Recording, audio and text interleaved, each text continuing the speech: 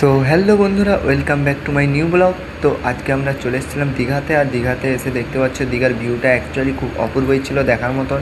আর সাইডে দেখতে পাচ্ছ কতজন দীঘাতে নেমে স্নান করছে, আর বোটগুলো দাঁড়িয়ে আছে ওইদিকে। তো বোটে করে সবাই একটু রাইডিং করছে। আর এইদিকে দেখতে পাচ্ছ উপরে ভিউটা, এটা হচ্ছে দীঘার চরের উপরে যাচ্ছি আমরা। আর তো গাইস, আমরা যেতে যেতে একটাই জিনিস শুধু খুঁজছিলাম দীঘার মধ্যে, পেয়ারা মাখার বেল্ট মাখা, এগুলো আমরা খুঁজছিলাম। তো অ্যাকচুয়ালি একটাও দোকান দেখতে পাচ্ছিলাম না, কারণ দোকানগুলো সামনের দিকে আছে। তো আমরা কালকে রাতের বেলা যখন এসেছিলাম দীঘার মধ্যে, তো রাতের বেলা অ্যাকচুয়ালি ওয়েদারটা খুব খারাপ ছিল আর প্রচুর পরিমাণে বৃষ্টি হচ্ছিল, নিম্নচাপ সৃষ্টি হয়েছিল। তো এই জন্য নদীর চরে রাত 10টার বেশি কাউকে থাকতে দেয়নি।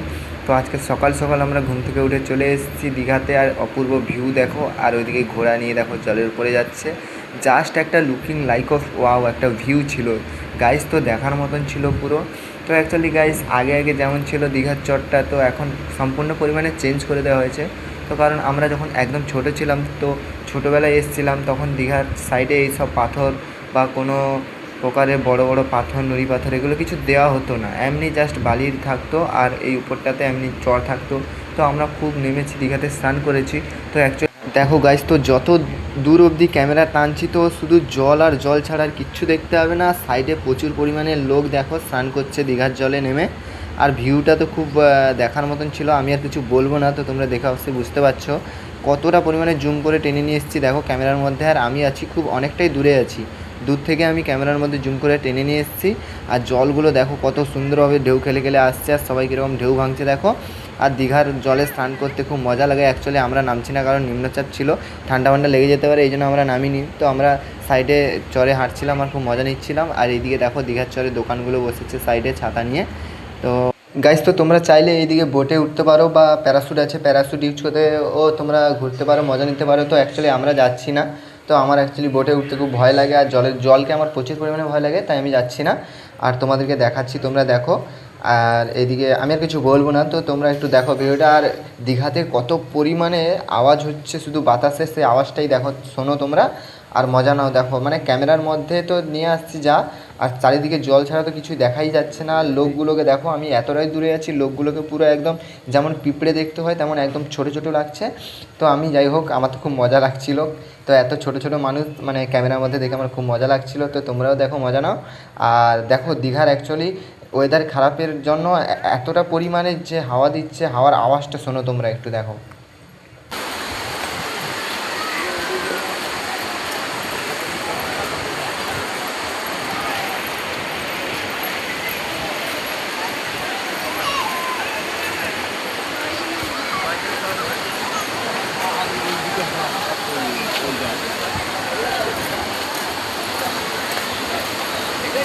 গাইস, তো তোমরা দেখতে পেলে কত পরিমাণে ঢেউ আসছে আর কতটা আওয়াজ হচ্ছে, তো তোমাদেরকে শোনালাম। আর আমি তো হাঁটতে হাঁটতে শুধু একটা জিনিসই খুঁজছিলাম, তো ওটা আমি দেখতে পাচ্ছিলাম না, অনেকক্ষণ ধরে হাঁটছিলাম আর সাইডের ভিউটা খুব মজা নিচ্ছিলাম। আর হাঁটতে হাঁটতে আমি শুধু একটা জিনিসই খুঁজছিলাম, যেটা হচ্ছে কোয়েত মাখা আর আমড়া মাখা, যেগুলো পেয়ারা মাখা আমি খুব ভিডিও দেখেছি, বাট এই অবধি ট্রাই করিনি।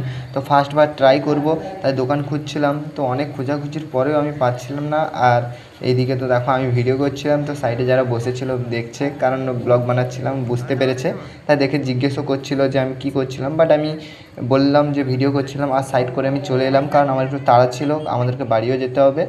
তাই আমরা বেশি দেরি করবো না, আর ভিডিওটা খুব লংও করছি না। তো তোমরা দেখতে থাকো। আমি খালি একটা দোকান যদি পেয়ে যাই, তো আমার ইচ্ছেটা আমি পূরণ করব। দীঘা এসে যদি না বেল মাখা আর পেয়ারা মাখা না খাই, সেটা তো হবে না, কোনো প্রকার ঘুরে যেতে পারি না, কারণ মনের একটা ইচ্ছা, সেটা পূরণ করা দরকারই।